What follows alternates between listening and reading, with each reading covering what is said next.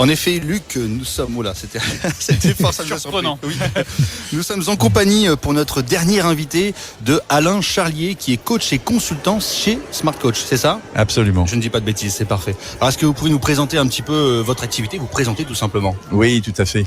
Donc le coaching, c'est un mot qui maintenant est un peu vulgarisé, trop même en fait.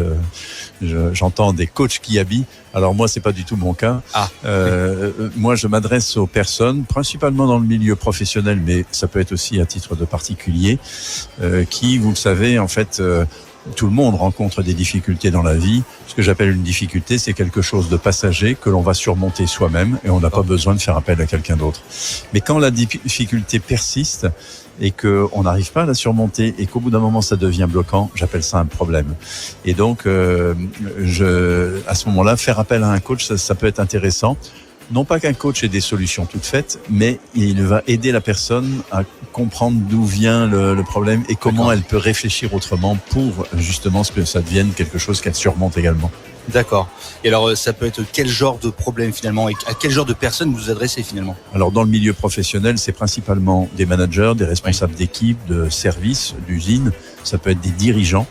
Et les problématiques qu'ils peuvent rencontrer, c'est tout se passait bien jusqu'ici avec mon équipe. Nous avons renouvelé quelques membres et tout à coup, c'est le déséquilibre complet. Je ne sais plus faire. Et j'ai essayé tout un tas de choses, mais je ne sais pas faire. Ou bien... l'équipe est toujours la même, mais par contre, nous avons un accroissement donc ça je peux le souhaiter à toutes les entreprises, un accroissement d'activité. Oui. Et on peut pas recruter pour l'instant parce que les budgets sont contraints. Comment est-ce que nous pourrons nous organiser différemment ? Ça fait 30 ans qu'on fait comme ça. Ah oui. On ne sait pas comment faire autrement, en fait. D'accord. Et donc, je ne viens pas avec des solutions toutes faites, mais je regarde, qu'est-ce que vous avez déjà essayé, qu'est-ce qui a marché, qu'est-ce qui n'a pas marché, en quoi ça pose problème, etc. Et petit à petit, un peu comme à tâtons, eh bien, nous allons nous orienter vers quelque chose qui va prendre une forme de solution pour le manager, le dirigeant ou l'équipe.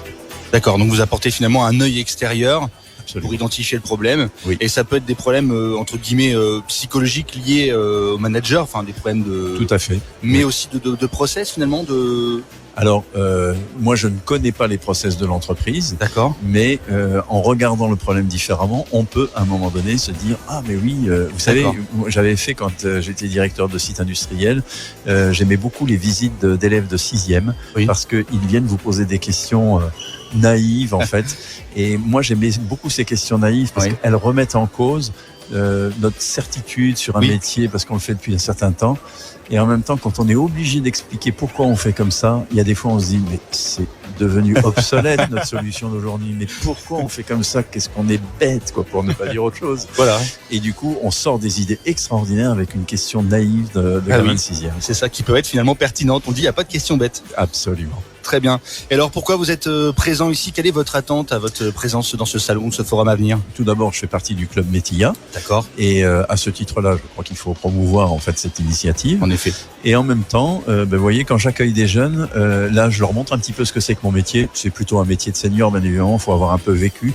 Mais ceci dit, voilà, en leur faisant, par exemple, un petit questionnaire de personnalité, ils découvrent des choses sur leur personnalité, des choses qui les aident, mais qui, à certains moments, l'envers de la médaille, c'est que à trop faire ce qui les motive, ça peut aussi les perturber ou venir insatisfaire en fait la situation du moment. Donc, c'est de découvrir le métier, savoir que ça existe et se dire, tiens, peut-être dans une deuxième partie de carrière, en fait, ça pourrait m'intéresser.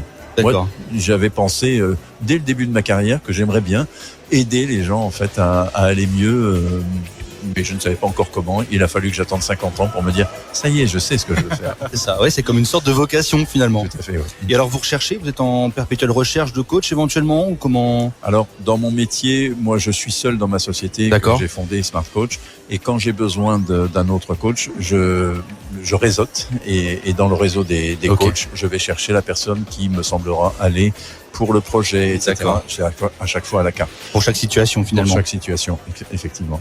D'accord, très bien. Écoutez, merci beaucoup de nous avoir présenté votre rôle et votre société, Alain Charlier. Donc, on le dit, on le répète, un coach et consultant chez Smart Coach.